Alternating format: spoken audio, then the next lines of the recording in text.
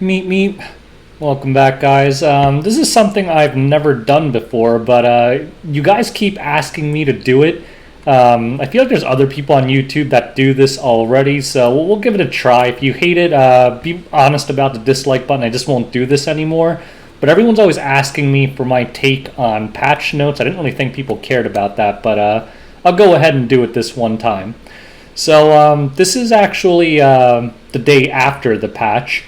But let's kind of go over what came out. They did release some pretty serious new content. So let's go over. It's actually better that I'm doing this late because I actually got a chance to try it. And we'll start off right away with this new Expedition update. I don't know if they talked about this on the Korean streams, but for me it came completely out of the blue. I had no idea this was going to be a thing. And after trying it, honestly, I just think it's another world boss. I mean, it's a great way to get extra stuff, but it's not particularly compelling in any way. Basically, it seems like more content where it's just a chore where you just auto it and kind of ignore it after that. But let's go over these patch notes real quick. So basically, you have these wanted poster things now. You get them by doing hunt. It's like a random drop, I suppose. And then you get to go to the expedition page. And the other thing is, if your friends or guildies get one of these wanted posters, they can invite you to an expedition. And apparently, it's held on a monthly basis. By monthly basis, I think the rewards reset every month. And there are 3 unique bosses, and they're basically like hunts on their own. So basically, it's like Wyvern, Golem, and Banshee. And there's difficulty levels, and depending on difficulty level, they have different energy costs. Now, the thing is, I don't think that Smilegate even cared about the, entertainment factor of this content. I think this was a band-aid solution to the fact that everyone was complaining about this right here, manifestation stones. The fact that it took like 10,000 plus energy to get enough of these to reforge a single piece of level I-90 gear was the main reason they released this. And to their credit, I think this does solve that problem in many ways. But to me, I feel like they could have just increased the drop rates on the regular hunts, because now, they keep adding more stuff that isn't really compelling, because World Boss is a stupid thing that everyone just autos every day that it's up. Now we have this other stupid thing that when it's up, you're going to go and auto it. What's the point? I think the idea would have been cool if they can actually figure out a co-op system that makes sense. But remember, guys, World Boss is also theoretically co-op because it's with your guild and you're slowly taking out the boss's life pool together. Again, this is the exact same idea. Like when your friends or guildies attack this, I actually think it's cool. The one cool thing is I think their life meter goes down in real time, because I think I noticed even when I didn't hit the boss, the life total was going down. So it kind of made it feel more like I was doing it with friends. But still not really. There's no reason to coordinate with anyone. There's no reason to talk to any of your guildies. So again, it's the same thing as World Boss. They're like, oh, it's co-op content. But yeah, not really. It's co-op in the sense that you're adding up numbers at the very end. So, I hope that they release something like this in the future where there's actual meaningful co-op. Like maybe each of you bring 2 heroes and, you actually take turns and something like that. But, if you're matched with people who take forever to act, that would also be annoying. So maybe you would just do it with close friends. I don't know. I'm just saying that, like, to me, this is no different than another hunt or a world boss. It's more stuff to auto for no reason for different rewards. And considering that the rewards, there's no new reward. It's just mostly reforged materials and charms. Like, couldn't we have just added this point system to hunts and said that, you can get these points by doing regular hunts, make it like 2 points per hunt run or something, and then increase the drop rate of the reforge mats? Whatever. So, I get what they were trying to do. They were trying to address user complaints that these things were too hard to get. So I guess ultimately I thank Smilegate for doing something to fix that problem. I'm just getting mad because, in 2 years from now, how many of these kind of things are we going to have to do? There's going to be like Expedition, then there's going to be Crusade, then there's going to be Mega Adventure, Hyper Adventure. And it's all going to be the exact same crap where you're autoing a different boss and for no reason. So whatever, that's my take on this new content. It's okay. It'll help you get more Reforged mats. Just auto it and forget about it.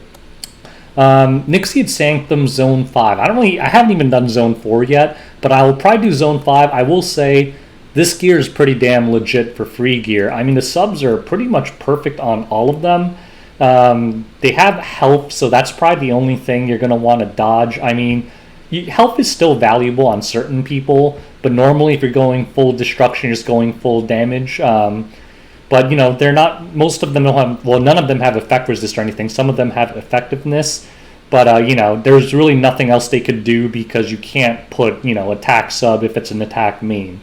So ultimately, all of this gear is really good, guys. Like, and it's the best thing about this free gear is it lets you gear people that would otherwise be benched without having to do more hunts, right? Like, for example, I have something like a Celine benched because I don't have the gear for her. But, you know, this gear is okay enough where I could just get all this gear plus 15 and throw it on Celine and forget about it, and she'll be semi-viable, you know? One thing to note is, remember, at 78 gear, you can't reforge it, but the stats are basically the same as 85 gear. The main limitation is you'll never be able to reforge any of this. But still, for free gear, very excellent. Go ahead and do this thing. This is definitely great. Like, I love that Smilegate does stuff like this because such a big gear gap between new players and established players, and this is how they kind of help the new players not really catch up because, you know, they can't reforge this, but at least kind of get to their level sooner. 2 new exclusive equipment. I don't know about these, man. Like, you know, they're heroes where their exclusive equipment is just broken and completely changes them. I don't think these exclusive equipment are in that range. So Robbie's pretty good, actually. So, you know, it definitely makes her better. I think her best exclusive equipment here is actually the S1 one because 40% chance to dispel, I mean, that's pretty solid.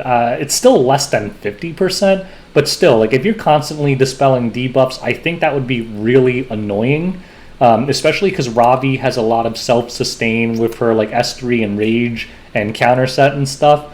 The 10% chance to stun, I don't know about 10% just isn't really big enough. I'd rather have a 40% chance to dispel. But, you know, it's an okay exclusive equipment. I mean, obviously, if you're a Ravi user, there's no reason not to use it. It makes her better, but nothing that's going to, like, suddenly make her an OP hero or something. Cowrick, I don't even really know what these moves... I'm assuming this is the S3. Cowrick just blows, guys, because he's a useless hero as far as I'm concerned. He was billed as a Bazaar counter, but it made no sense because... his base speed is only 4 more than Bazaar, so when I'm going up against a legend player that has 6 pieces of plus 25 speed gear, me bringing a Cowrick doesn't do me any good because I can never outspeed that Bazaar anyway. They either needed to make him a lot faster or just make it where if he gets unbuffable, he strips and, like, removes the enemy team's immunity. That would have been a true counter. So people kept saying Cowrick is a Bazaar counter. I don't really think so, because he's only a Bazaar counter if he goes faster, and then pretty much everything is a Bazaar, like Acoli, Acid, all those things are Bazaar counters if they go before Bazaar. So, I guess these things make him slightly better, but, yeah, whatever. I mean, is anyone cleaving with Cowrick? I've literally, in my close to 700 matches of RTA, I have seen Cowrick a grand total of 0 times. I've never seen him on arena defense at, like, outside the 1 week he was out. So I think he's still trash, but whatever. I mean, I'll say the crit chance bonus is the best thing to have on exclusive equipment, so that'll help him a lot. Much better than attack in terms of helping gear up. But still, I don't think this is going to do anything to make Cowrick come back either. Cost, that's irrelevant. Seaside Showdown. I love these side stories, guys, because they're so easy to do. For those of you who are new to these, basically just reset them until it's something like win 1 arena match or I just go with the crafting ones where it's like I try to get 3 in a row where it's like craft 10 pieces of equipment, and the other one will be like obtain 5 helmets and obtain 5 weapons or something, and then you could get rid of 3 missions at once. Without kidding you, I cleared this entire thing in about 10 minutes, and most of that time was just me clicking back and forth between the crafting page and this page. Very easy to do, and the rewards are actually quite generous. Get a mola out of it, some charms, this weird archy weapon, which already I am going to junk. Well, I'm going to keep it just because it's a hilarious squirrel icon thing, but the weapon itself rolled like garbage. But love these events, very easy to do, and keeps me away from adventure. These banners, I'm not even call them bait banners. I don't know who'd be baited by them. Just dodge them. Araminta, I don't want to say she sucks because there's going to be one person who plus 15 her and can kind of use her and be like, oh, she's good. You're just a scrub, Dr. Squirrel. But, in general, she sucks. There's no reason to use her over other heroes. I mean, unless you like her art or something. Etika's Scepter is somewhat viable in PvP. I still don't like it. I think there are better artifacts you can use for the most part, but you can do some fun trolly stuff with it. Ravi is pretty damn good, actually. I do see her used in RTA occasionally. The people plus 15'd her. Some of them on counter set are pretty scary. So, right now's a bad time to pull for any. Remember, guys, there's another limited hero coming and a new hero coming. So the only reason I'd pull for her is if you have a lot of resources and you really love her art or something. Durandal is a fantastic artifact, but again, just wait for Powder Shop or something. In general, I say these banners are a dodge unless you kind of have some sentimental attachment to those heroes. World Arena is already closed, so anyone above Masters will have gotten this pretty swanky skin. If you got into Legend, you'll get that special frame. Champions get a special frame. Challengers get a special frame. Everyone else gets the basic frame. So I ended in Champion. I didn't do RTA the last few days, so hopefully I didn't degrade, but I was like 2600, so even if I degraded, I should be fine. Blah, blah, blah. Apparently they record top 3. This part was really confusing to me. I don't know who the hell requested this. So they have this new thing. For a certain amount of time, the details of your opponent in arena will be hidden. So I guess the idea is, you know what? Actually, I do understand it. I do understand it now because the first time I read this, I didn't pay attention to this. The reason they're hiding it is because this is why I never liked Arena. I always believed there was collusion. Because think about it. Think of the top guilds, right? They're all trying to get to the top 100. Well, it's very easy then, because what you're going to do is say, hey, bud, we're all trying to get top 100. Let's just agree not to attack each other, and anyone who gets close to top 100, we'll just farm them, get ourselves points. Because remember, at that top tier, you almost never lose on offense, and all you're trying to do is prevent people from attacking you on defense. So top players could probably easily collude and just get to the top easily and like kind of screw over people that they didn't like. So I guess the idea here is you hide the opponents so that they can't do that. Now, one problem with this is, if they don't also hide the heroes, you can just tell your friends what you're running on defense. It's not like everyone's running the exact same defense in Legend. Actually, they're usually running like pretty different variations all the time. Like one hero difference is all it takes for you to know it's not your guildie and hit him. So I think they also have to hide the defense, which would totally change the arena meta too, because then you have to take a safe team every time. So that's probably why they didn't go that route. So I'm not sure this will fully accomplish what they want though, because if I had 5 buddies, I'd just say, hey, take a screenshot of your defense and send it to me, and I promise I'll hit nobody who has that.